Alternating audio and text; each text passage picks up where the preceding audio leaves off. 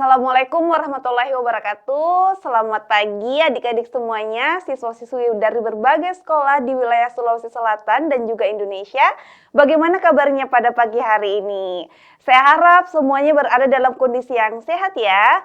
Baiklah, kembali lagi bersama saya Nur Aulia Amalia dalam pembelajaran bahasa Inggris tingkat lanjut pada program Smart School Generasi Smart Berkarakter Cerdaski.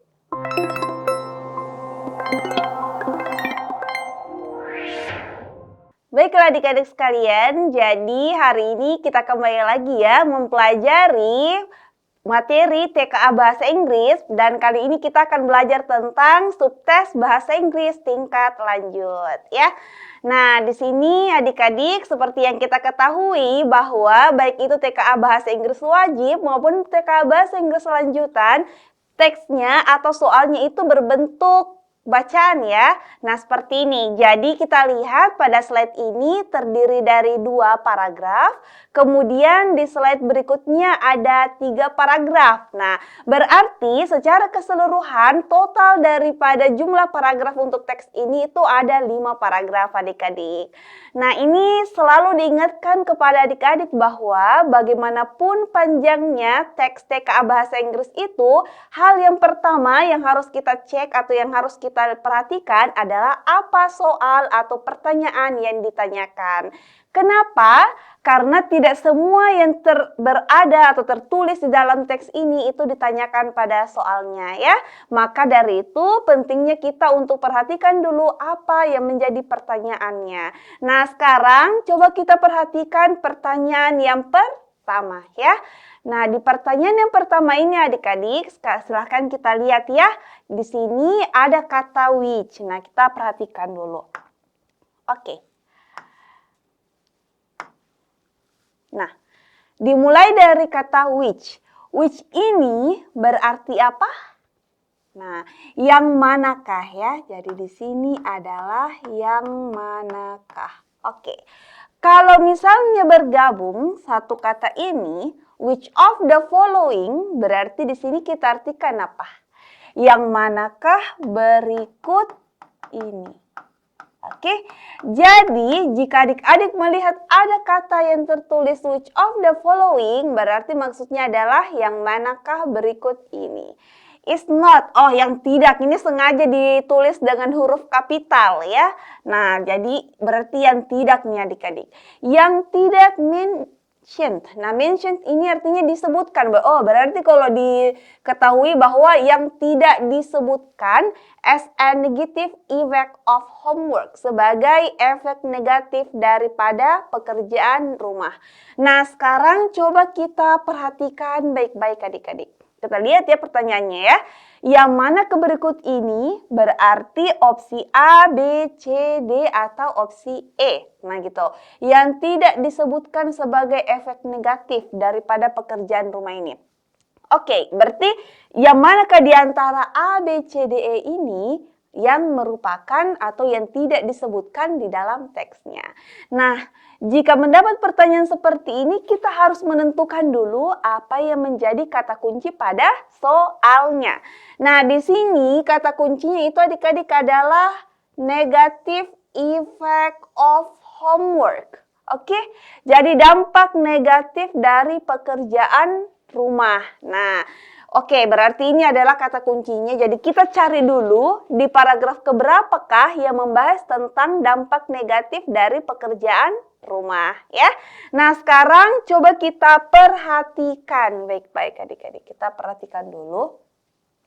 Oke, kita cek ya. Mulai dari paragraf 1. Kita lihat dulu. Apakah di paragraf ke-1 ini adik-adik bisa melihat ada di sini efek negatif daripada memberikan pekerjaan rumah atau PR? Di sini belum ada ya adik-adik ya. Nah, di sini belum ada tentang dampak atau efek negatifnya. Ini belum nih. Nah, di sini ada 2 ya. Ada yang mengatakan itu help students review lessons. Nah, ini ada yang bilang seperti itu. Tapi ada juga yang mengatakan bahwa menyebabkan stres yang tidak perlu. Nah, ini berarti ada dua pandangan di sini adik-adik ya. Jadi di sini belum membahas tentang apakah ada efeknya negatif atau positif, tapi di sini masih membahas ada dua pandangan. Ada yang menganggap itu positif, ada yang menganggap itu negatif. Oke. Nah, sekarang coba kita perhatikan untuk di paragraf yang kedua ini, kita perhatikan. Di sini di paragraf kedua ada kata supporters adik-adik. Ya, berarti pendukung. Nah, artinya adalah di bagian kedua ini lebih kepada hal-hal yang mendukung atau orang-orang, alasan-alasannya orang yang mendukung ini adanya pekerjaan rumah. Nah, berarti di sini lebih kepada dampak atau efek positif ya. Nah, jadi lebih kepada efek positifnya ini. Oke, nah sedangkan yang kita cari adalah efek negatif ya. Nah berarti bukan di paragraf kedua ini informasi yang kita cari. Sekarang coba kita beralih ke paragraf selanjutnya. Nah di paragraf yang ketiga ini adik-adik bisa lihat on the other hand. Jadi di sisi lain critics. Nah di sini jadi critics. Orang-orang yang mengkritik. Nah di sini ada nih kata-katanya adik-adik. Ya, jadi orang-orang yang mengkritik tentang adanya pekerjaan rumah. Nah, sekarang atau PR. Berarti kalau ada kritik itu biasanya cenderung ke efek negatif ya. Kalau orang mengkritik itu biasanya ada dampak-dampak negatifnya. Nah, coba kita cek dulu ya untuk paragraf yang ketiga ini. Kita lihat. Nah, karena di sini ya, di sisi lain orang-orang yang mengkritik mengatakan bahwa homework atau pekerjaan rumah itu can harm students' well-being. Jadi katanya bisa membahayakan kesejahteraan siswa. Oke, jadi pertama bisa membahayakan kesejahteraan siswa. Yang kedua, too much homework may lead to stress. Jadi katanya kalau terlalu banyak juga pekerjaan rumahnya, lead to ini adik-adik ini salah satu kosakata yang penting untuk adik-adik ketahui ya. Lead to ini artinya adalah menyebabkan, oke? Berarti terlalu banyak pekerjaan rumah akan atau mungkin menyebabkan siswa itu stres. Nah, di sini ada ya kata-kata stres, apalagi lack of sleep, kurang tidur, ya, and less time for family or hobbies, dan kurangnya waktu bersama keluarga atau hobinya. Nah, kayak gitu. Jadi itu adalah dampak-dampak negatifnya ya. Kemudian apa lagi? Some students also face difficulties. Nah, katanya juga beberapa siswa itu juga menghadapi kesulitan because not all have a quiet space. Tidak semuanya siswa itu memiliki yang namanya space yang tenang atau ruang yang tenang ya. Or parental support at home atau support dari orang tuanya di rumah. Nah, ini beberapa ya. Beberapa daripada efek negatif daripada adanya pekerjaan rumah yang diberikan kepada siswa. Nah, sekarang coba kita cek pada pilihan jawabannya ya. Nah, sekarang kita cek dulu di pilihan jawabannya. Oke, kita lihat pilihan jawabannya. Untuk pertanyaan pertama, ingat ya tadi adik-adik apa intinya? Yang tidak disebutkan, oke? Yang tidak disebutkan. Jadi di sini itu lebih ke yang tidak disebutkan. Nah, sebagai dampak negatif atau efek negatif dari pekerjaan rumah ini. Nah, sekarang coba kita cek dulu ya. Apakah A, improve time management skills? Nah, ini kata-kata improve. Kata improve itu kan artinya adik-adik meningkat ya. Nah, meningkat ini identik sama positif ya konotasinya atau dampak positif ya kan. Kalau kita kaitkan secara keseluruhan daripada kalimat di opsi A ini kita lihat ya, berarti improve time management skills artinya meningkatkan keterampilan manajemen waktu. Oke, kalau dikatakan meningkatkan keterampilan manajemen waktu itu berarti dampaknya adalah lebih ke positif ya, lebih kepada efek positif, lebih kepada efek positif. Ya kan? Nah, yang kedua, Apakah tadi ini improve time management skills itu ada terdapat di paragraf ketiga tadi yang membahas tentang efek negatif? Itu juga tidak ada tadi ya disebutkan ya adik-adik. Oh berarti opsi A ini bisa kita simpan dulu ya. Kita simpan dulu ini ya. B. Stress and lack of sleep. Nah stres dan kurang tidur. Ini tadi ada ya. Nah ada tadi disebutkan ini. Oke, ini berarti bukan yang kita cari. Karena ingat tadi yang kita cari atau yang ditanyakan pada soalnya itu yang tidak disebutkan. Nah, sekarang C. Limited family time. Tadi katanya kurang waktu untuk keluarga dan juga hobinya A. Berarti di sini masuk ya. Ini sama. Berarti disebutkan juga tadi. Berarti ini bukanlah jawaban yang kita cari. D. Inequality due to different home environments. Katanya tidak semua tadi di dalam lingkungan keluarga itu disupport ya atau punya tempat yang tenang di rumah. Nah itu sama dengan different home environments. Itu sama ya. Sama maksudnya. Berarti ini juga disebutkan ini di dalam teksnya. Berarti bukan ini yang kita cari. E.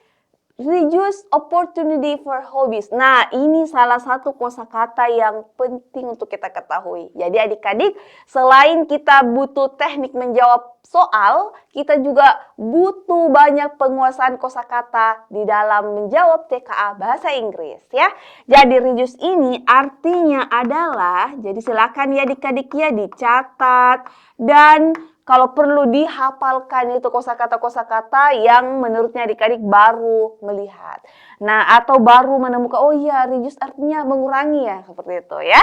Jadi mengurangi kesempatan untuk hobinya. Ada tadi ya, karena berkurangnya waktu untuk hobinya berarti sama dengan mengurangi kesempatan untuk melakukan hobinya. Berarti ini disebutkan juga ini di dalam teksnya adik-adik. Berarti ini bukan nih. Kalau seperti itu, jawaban untuk pertanyaan nomor 1 ini adalah opsi betul sekali ya. Jadi jawaban yang benar adalah opsi A. Betul ya. Seperti itu. Saya harap adik-adik bisa memahami bagaimana cara kita menjawab pertanyaan seperti ini. Apalagi kalau yang ditanyakan adalah yang tidak disebutkan ya. Nah, maka tentukan dulu apa sih ini inti pembicaraan yang ditanyakan atau inti pembahasan yang ditanyakan pada pertanyaan tersebut. Oke. Baiklah, kita beralih ke pertanyaan selanjutnya. Kita beralih ya. Oke. Pertanyaan yang kedua adalah which statement? Nah, ini nih. Ini tadi yang kita bahas ya adik-adik ya. Bahwa salah satu dari kosakata yang penting untuk adik-adik kuasai adalah kata which. Karena kata which ini sering sekali masuk ke dalam pertanyaan-pertanyaan TK Bahasa Inggris ya. Jadi which apa tadi adik-adik? Yang manakah ya? Yang manakah? Statement ini kan artinya apa? Pernyataan ya. Jadi yang manakah pernyataan best reflects yang mencerminkan. Jadi reflects di sini itu mencerminkan ya adik-adik. Yang manakah pernyataan yang mencerminkan author's attitude atau sikap penulis terhadap pekerjaan rumah. Ya, jadi coba diperhatikan baik-baik. Sikap penulis. Perhatikan pertanyaannya ya. Sikap penulis. Oke. Kalau kita ditanya pertanyaan sikap penulis, itu berarti kita harus mengetahui dulu semua dari isi teksnya itu bahas tentang apa ya. Nah, dengan cara apa adik-adik? Dengan cara skimming ya, atau kita menggunakan teknik skimming. Yang mana itu teknik skimming?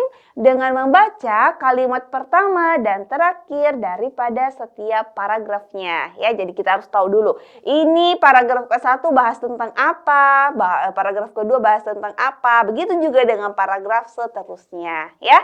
Jadi sekarang kita lihat dulu teksnya ya, baru kita skimming. Kira-kira ini bahas apa ini? Oke. Kita lihat dulu teksnya. Oke. Kita lakukan skimming tadi adik-adik dengan membaca kalimat pertama dan terakhir daripada setiap paragrafnya ya. Kita cek dulu. Dimulai dari kata homework ya. Nah, homework sampai kata decades di sini. Kita baca dulu ya. Jadi, homework has been a part of students' life for decades. Jadi, pekerjaan rumah telah menjadi bagian. Nah, ini part itu kan bagian adik-adik. Telah menjadi sebuah bagian daripada students' lives, daripada kehidupan siswa for decades. Nah, 1 dekade itu kan 10 tahun ya adik-adik. Di sini jamak nih ya, jamak, ada tambahan S-nya di situ. Tambahan S di sini artinya itu jamak ya. Nah, artinya berpuluh-puluh tahun begitu jadinya ya. Jadi pekerjaan rumah telah menjadi sebuah bagian dari kehidupan siswa selama berpuluh-puluh tahun. Apalagi, nah di sini di kalimat terakhir dimulai dari kata some believe sampai personal time ya. Kita cek dulu. Some believe beberapa yang mempercayai bahwa homework improves learning. Jadi katanya beberapa orang mempercayai bahwa pekerjaan rumah itu meningkatkan pembelajaran ya. Nah, while sedangkan, nah ini adik-adik ya penting. Ketika adik-adik melihat kata while di sini itu apalagi di tengah-tengah kalimat itu ada kata while-nya ya. Itu berarti sedangkan, oke?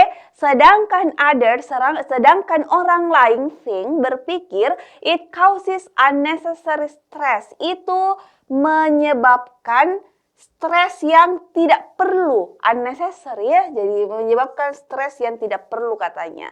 And takes away students' personal time, dan mengambil waktu pribadi siswa. Kayak gitu. Oh, berarti kalau kita baca ya, di paragraf ke-1 ini itu intinya apa? Nah, begitu adik-adik. Jadi setelah kita baca kalimat pertama dan terakhirnya dari setiap paragraf, kita harus menentukan apa sebenarnya ini inti pembahasannya ini dari setiap paragraf yang kita baca, ya. Oh, berarti inti paragrafnya, paragraf 1 di sini terjadi 2 pandangan. Ada yang pro dan ada juga yang kontra dengan adanya pekerjaan rumah yang diberikan kepada siswa. Ada yang mengatakan bahwa itu bisa improve learning, ya. Nah, ada juga yang mengatakan kalau itu menyebabkan siswa itu stres ya, dan juga mengambil waktu pribadi siswa. Berarti ada 2 pandangan di sini. Ada yang setuju dan ada yang tidak setuju, ya. Oke. Nah, sekarang di paragraf kedua kita lihat. Dimulai dari kata supporters. Jadi supporters di sini kan. Supporters, orang yang mendukung ini, berpendapat bahwa homework, bahwa tugas rumah ini reinforces katanya. Jadi tugas rumah ini reinforces. Reinforces artinya menguatkan, ya kan? Jadi katanya tugas rumah itu menguatkan what students learn in class. Apa yang siswa pelajari di kelas. Oh, ini berarti alasannya ini yang bagian atau orang-orang yang mendukung adanya tugas rumah ya. Kemudian kalimat terakhirnya adalah in addition. Nah, ini juga in addition ini juga salah satu kosakata yang sering muncul ya. Nah, apa arti dari kata in addition? Selain itu ya, selain itu it encourages, ini mendorong, ini salah satu juga. Jadi semua yang kosakata-kosakata yang menurutnya Kaulia atau biasa masuk ya ke dalam teks-teks TKA, ini saya bakal artikan di sini. Jadi adik-adik kalau misalnya kosakata ini belum adik-adik pahami, silahkan dipahami dan dihafalkan ya. Jadi encourages di sini artinya apa? Mendorong, oke? Mendorong self-discipline. Jadi mendorong disiplin diri and responsibility. Nah, responsibility ini di sini artinya tanggung jawab, oke? Jadi tanggung jawab.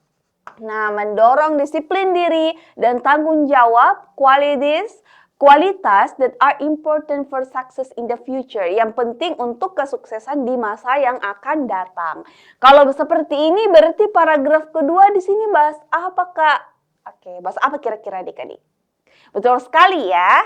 Jadi membahas tentang apa saja alasan-alasan atau benefit jika atau dampak positifnya jika ada pekerjaan rumah. Itu tadi bisa menguatkan pembelajaran di kelas katanya ya. Oke, jadi intinya di sini dampak positif adanya homework. Oke. Nah, sekarang kita cek lagi di paragraf selanjutnya. Di paragraf ketiga tadi, kebetulan tadi kita sudah baca ya adik-adik ya.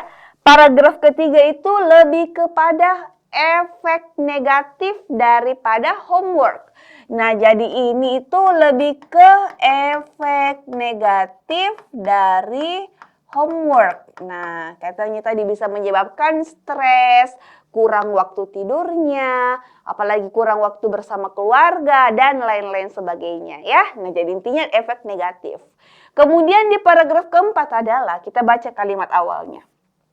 Some educators, beberapa pendidik ya, suggest, menyarankan reducing the amount of homework. Nah, katanya reducing di sini artinya apa adik-adik? Mengurangi ya. Jadi ingat tadi ya, ini salah satu kosakata yang selalu muncul juga di dalam teks-teks TKA bahasa Inggris. Reducing itu mengurangi the amount of homework. Nih, jadi katanya beberapa pendidik itu menyarankan mengurangi the amount. Amount ini artinya jumlah ya, dikurangi apanya? Jumlahnya. Jumlah daripada pekerjaan rumah. Rather than banning it completely. Daripada banning it. Banning. Ban ya, berasal dari kata ban artinya melarang. Daripada melarangnya secara atau sepenuhnya kayak gitu ya. Oh, berarti ini ada yang menyarankan ya kalau dikurangi saja itu jumlah PR-nya. Nah, dikurangi saja jumlahnya ya. Oke.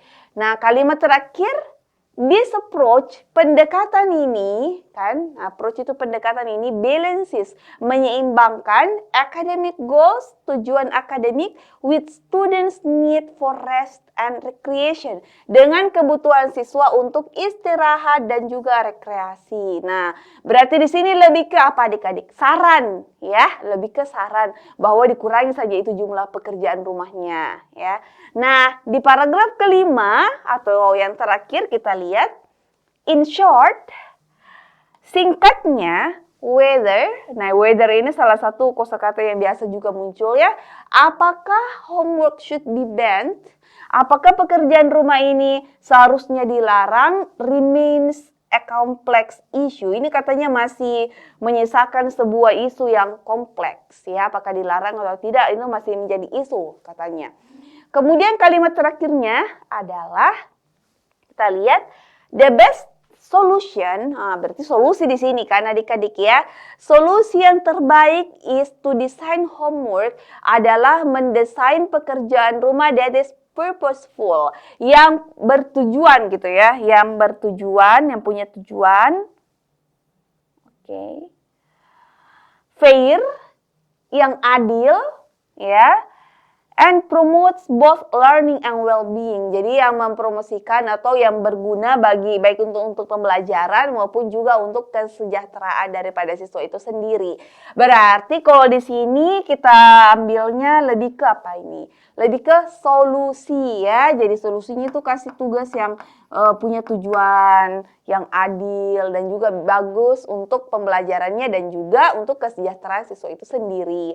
Nah, sekarang coba kita perhatikan ya, dari semua pembahasan yang ada di tiap paragraf ini, dimulai dari paragraf ke-1 sampai dari paragraf yang terakhir atau yang kelima ini, kita mengambil apa sih yang menjadi sikap penulis secara keseluruhan ya. Jadi secara keseluruhan daripada semua teks yang kita baca tadi. Nah, sekarang coba kita cek adik-adik.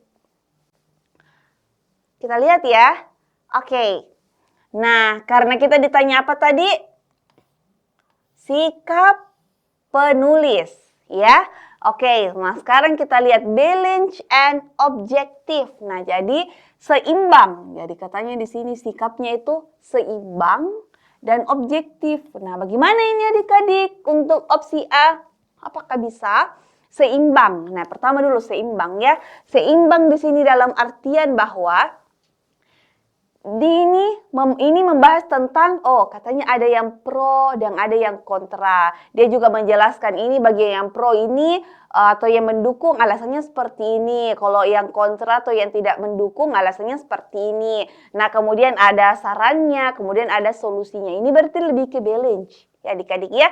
Jadi tidak hanya membahas atau tidak hanya membahas tentang yang setuju saja, alasan yang setuju saja, tapi juga membahas tentang alasan orang-orang yang tidak setuju ya.